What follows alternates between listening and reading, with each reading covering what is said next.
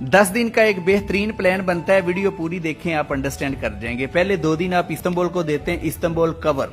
यहाँ से निकलिए, उस्मान गाजी के शहर बुरसा आइए। एक दिन में बुरसा सेम डे कवर हो जाता है। उसी दिन शाम को निकलें, एर्तुगरुल गाजी के गांव सूत आ जाएं, शाम वहां गुजारें। अगले आफ्टरनून में यहाँ से निकलिए, पामुकेले आ जाएं आप। अगर एक दिन पामुकेले को देते हैं आप तो वो काफी है, जबरदस्त ट्रेवल हो जाएगा। यहाँ से बाई रोड आइए अंतालिया। अगर आप 2 दिन अंतालिया को देते हैं तो समझे आपका ट्रेवल पैक हो गया, आउट क्लास। यहाँ से बाई रोड कापाडोकिया आए, बलून के मजे लें, गारों के मजे लें, अपनी जिंदगी के 2 बेहतरीन दिन यहाँ स्पेंड करें।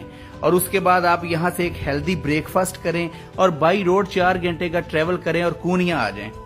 कूनिया मौलाना रूमी सरकार के दरवेशों का रक्स देखें, उनकी दरगाह पे जाएं, आपको दिली सुकून मिलेगा और मेरा भी सलाम कहिएगा। और यहाँ से बाई रोड आप पहुंचे इस्तांबुल। ये था आपका ट्रेवल प्लान। अल्लाह blessing you and your family to.